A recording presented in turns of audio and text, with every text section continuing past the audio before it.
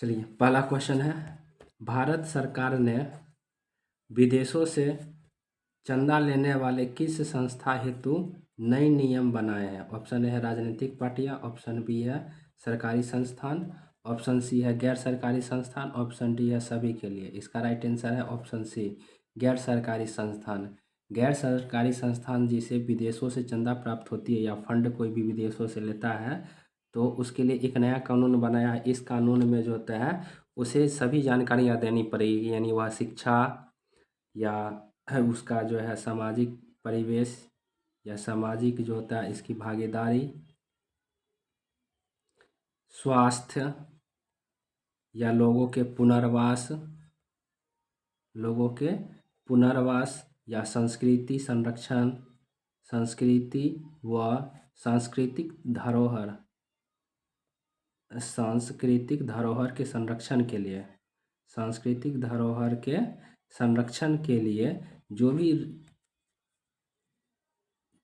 जो खर्च किया गया है उसे बचाने का जो भी है उसका सभी लेखा जोखा रखेगा। इसके अलावे उसका जो भी सोशल मीडिया अकाउंट है, जैसे अगर फेसबुक है या इंस्टाग्राम है, तो इन सभी जानकारी जो होता है उसे इस नियम कानून में देना पड़ेगा।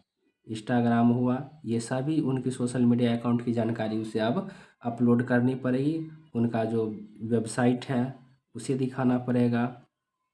इसके अलावा यदि वह इस नियम का जो होता है उल्लंघन करता है तो उसे 1 लाख तक की जुर्माना, उल्लंघन करने पर 1 लाख तक की जुर्माना इसे तय की गई है। अब बताते कि यह किस नियम पर जो है बनाया गया। तो जो पहला पुराना नियम था वह FCRA नियम जो था 2010, इस नियम में संशोधन करके किया गया। FCRA का मतलब होता है फॉरिजन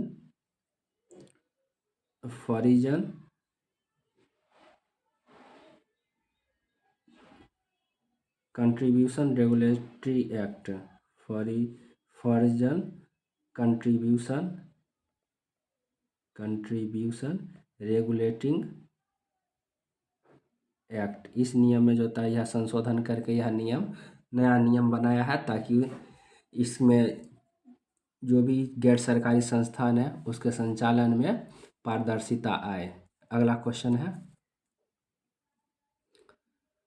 राष्ट्रीय दुर्लभ खनिज मिशन यानी रेयर अर्थ क्रिटिकल मिनरल्स के अंतर्गत खनन मंत्रालय ने कौन से चरण में खनिज ब्लॉक की नीलामी पूर्ण की है? ऑप्शन ए है चौथा चरण, ऑप्शन बी है 5वां चरण, ऑप्शन सी है 7वां चरण, ऑप्शन डी है 10वां चरण। इसका राइट आंसर है ऑप्शन सी, 7वां चरण। इसमें जो होता है 7वें चरण में जो होता है टोटल 56 ब्लॉक में लगभग 63% जो होती है नीलामी की सफलता हासिल की है। अब इसमें देख लेते हैं पदार्थ कौन कौन सा है। तो पदार्थ में जो भी रेयर अर्थ मेटल्स है, जैसे ग्रेफाइट है या ग्रेफाइट बोल सकते हैं, या वेनेडियम हुआ या टाइटेनियम हुआ, इन सभी चीज़ों का जो होता है रेयर अर्थ मेटल की श्रेणी में आता है, जिनको जो है अधिकांश इलेक्ट्रॉनिक कंपोनेंट में इसका इस्तेमाल किया जाता है। अब इसका उद्देश्य क्या है?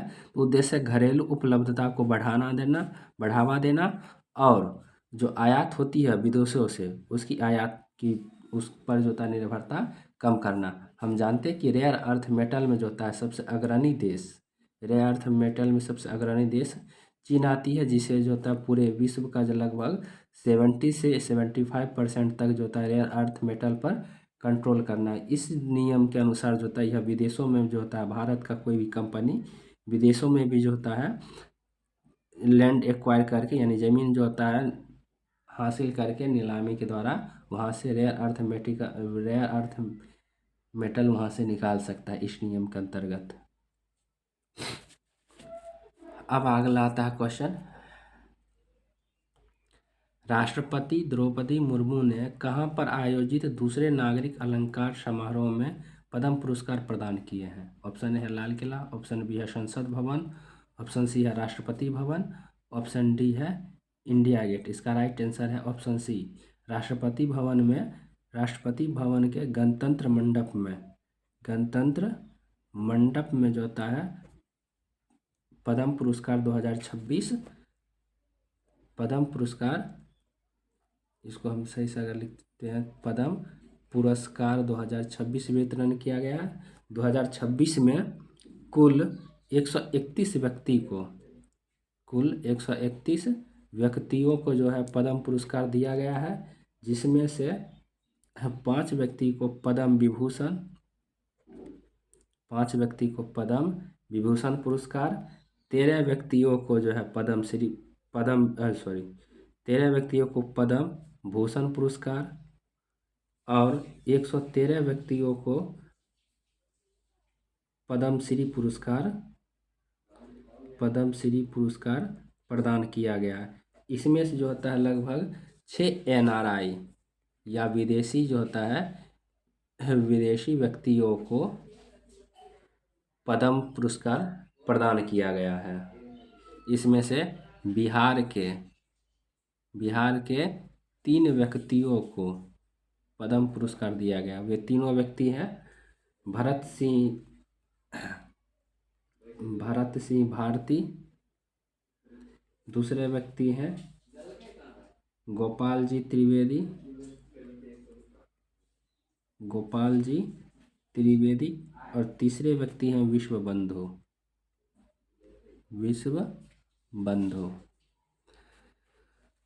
अगला क्वेश्चन आता है, प्रधानमंत्री नरेंद्र मोदी ने ब्रिक्स देशों के राष्ट्रीय सलाहकारों की बैठक में किन चुनौती पर ध्यान देने का विशेष बल दिया है? ऑप्शन ए है आतंकवाद, ऑप्शन बी है साइबर सुरक्षा, ऑप्शन सी है ए और बी दोनों, ऑप्शन डी है मुक्त व्यापार। इसका राइट आंसर ऑप्शन सी, आतंकवाद और साइबर सुरक्षा पर जो होता है ध्यान देने का विशेष बल दिए हैं। इनका जो होता है बैठक, इनका जो होता है 18वां सम्मेलन भारत में होगा, भारत के यहाँ दिल्ली में। इसका जो थीम है 2026 का थीम है नवाचार। 2026 का थीम है नवाचार, लचीलापन और सहयोग। 2026 का ये थीम है। अगर ब्रिक्स देशों में टोटल देख लेते हैं इसकी स्थापना, अगर अन्य जानकारी देख लेते हैं तो ब्रिक्स की स्थापना 2009 में हुआ था और इसकी पहली बैठक रूस में, हुआ था। वर्तमान में जो होता है, बाद में इसमें दक्षिणी अफ्रीका मिला था 2010 में। 2010 में दक्षिणी अफ्रीका इसमें शामिल हुआ था, तब जाकर के यह ब्रिक्स कहलाई थी, तब जाकर के यह ब्रिक्स बना था। ब्रिक्स के अगर स्थापना देश देखेंगे तो ब्राज़ील है, ब्राज़ील आता है, आर से रूस हो गया, आई से इंडिया हो गया यानी भारत, सी से चीन हो गया और एस से जो होता है दक्षिणी अफ्रीका, साउथ अफ्रीका, दक्षिणी अफ्रीका आया। फिर 2024 में जो है फिर से जो होता है कुछ देश इसमें सदस्यता हासिल की है और तब जाकर के ये जो होता है ब्रिक्स का नाम ब्रिक्स प्लस रखा गया, तब इसका नाम ब्रिक्स प्लस आया। ये देश जो होता है जोड़ने वाले 6 देश हैं, जो 6 देश है वह ईरान है। उन 6 देश जो जुड़े हैं ईरान, मिस्र, सऊदी अरब अमीरात, संयुक्त अरब अमीरात या UAE इसको हम शॉर्ट में बोल सकते हैं। फिर सऊदी अरब इसमें मिला है और सबसे अंतिमला देश जो मिला है वह यूथोपिया। ये देश जो होता है 2024 में शामिल देश हुए हैं। अब अगला क्वेश्चन देखते हैं।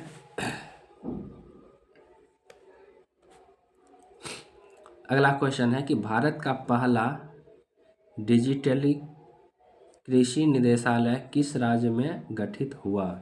ऑप्शन ए है महाराष्ट्र, ऑप्शन बी है बिहार, ऑप्शन सी है आंध्र प्रदेश, ऑप्शन डी है झारखंड। इसका right answer option B Bihar. Bihar में देश का पहला डिजिटल कृषि निदेशालय स्थापित हुआ है। अभी हाल ही में बिहार से अगर अन्य जानकारी लेनी है तो बिहार के 3 उत्पादों को जो होता है जीआई टैग मिला है। ये 3 उत्पाद जो है उनका नाम जान लेते हैं। 3 उत्पाद में भावना बूटी साड़ी, तीसरा है पत्थर कढ़ी स्टोन, और तीसरा आता है मिठिया पेंटिंग। इन 3 विशेष उत्पादों को जो होता है बिहार का जीआई टैग मिला। पहला है भावना बूटी, दूसरा है पत्थर कढ़ी स्टोन, और तीसरा है मिठिया पेंटिंग। अगला क्वेश्चन आता है, भारत की पहली स्वदेशी निर्मित चिप का क्या नाम है? ऑप्शन ए है शक्ति, ऑप्शन बी है भारत, ऑप्शन सी है विक्रम, ऑप्शन डी है आकाश। इसका राइट आंसर है ऑप्शन सी विक्रम। यह भारत का पहला चिप है जिसे डीआरडीओ ने विकसित किया है। क्वेश्चन है, किस देश के गैस प्लांट के धमाके में 12 भारतीयों की मौत हुई है? ऑप्शन ए है कतर, ऑप्शन बी है सऊदी अरब, ऑप्शन सी है ओमान, ऑप्शन डी है ईरान। इसका राइट आंसर ऑप्शन ए है कतर। कतर के रस लफान इंडस्ट्रियल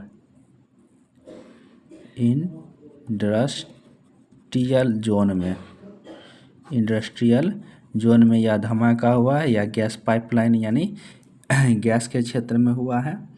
इसमें 12 भारतीयों की मौत की खबर आई है। यदि कतर की राजधानी देख लेंगे तो कतर की राजधानी दोहा है। अब नेक्स्ट क्वेश्चन चलते हैं।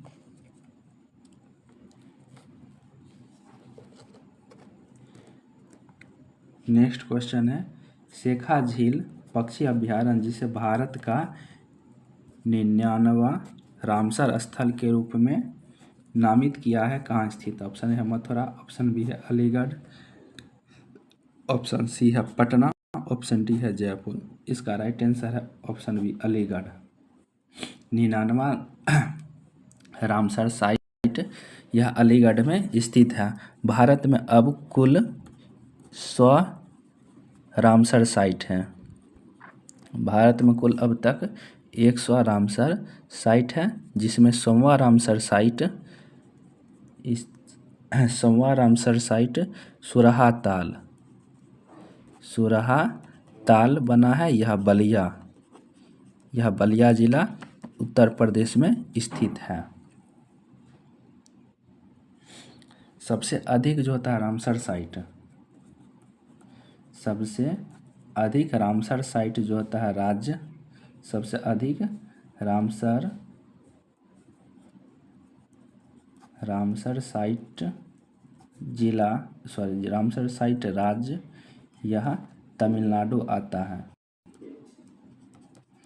तमिलनाडु सबसे अधिक है। इसमें टोटल 20 जो होता है रामसर साइट स्थित हैं।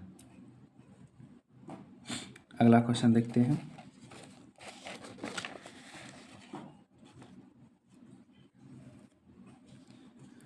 भारत ने किस देश के साथ रेलॉस समझौता लागू किया? ऑप्शन ए है रूस, ऑप्शन बी है जापान, ऑप्शन सी है जर्मन, ऑप्शन डी है दक्षिण कोरिया। इसका राइट आंसर है रूस। रूस के साथ जो होता है रेलॉस समझौता हस्ताक्षर किए हैं।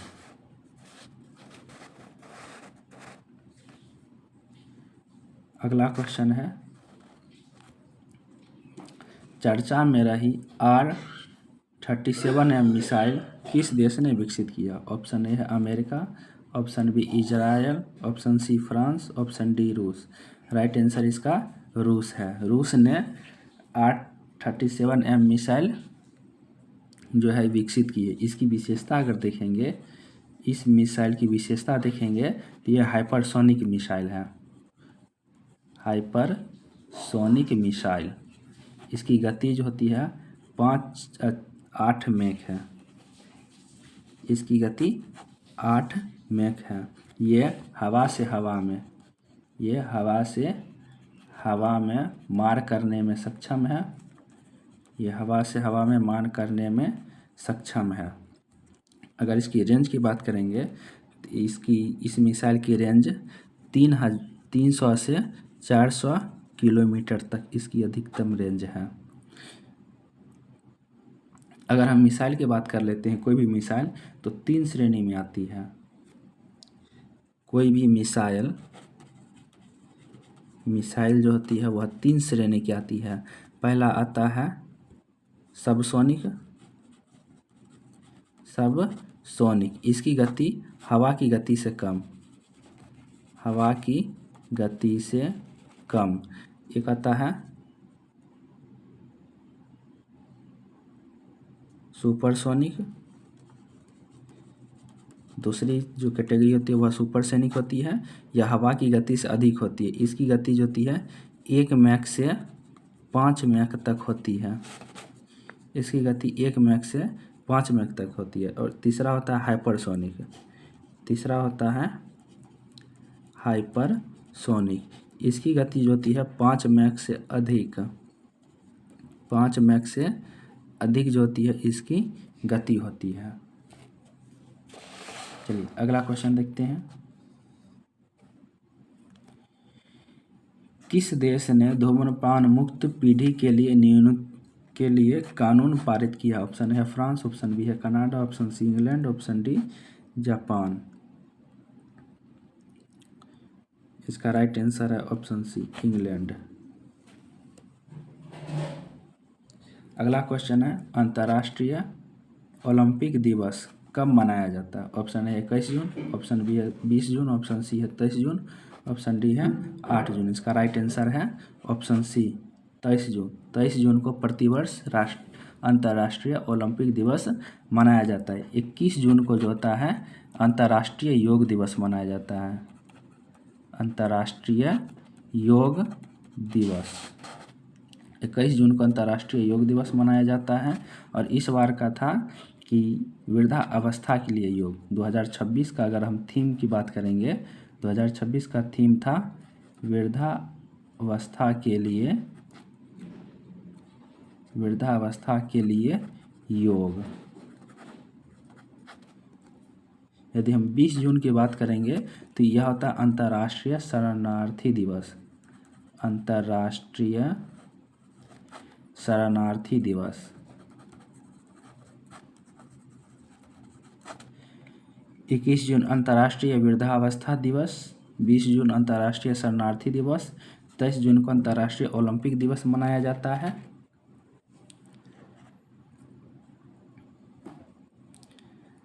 आज के करंट अफेयर में बस इतना ही। अब फिर जो होता है नेक्स्ट अगले दिन महत्वपूर्ण करंट अफेयर को देखेंगे। यदि आप अंत तक बने तो चैनल को सब्सक्राइब कर लें।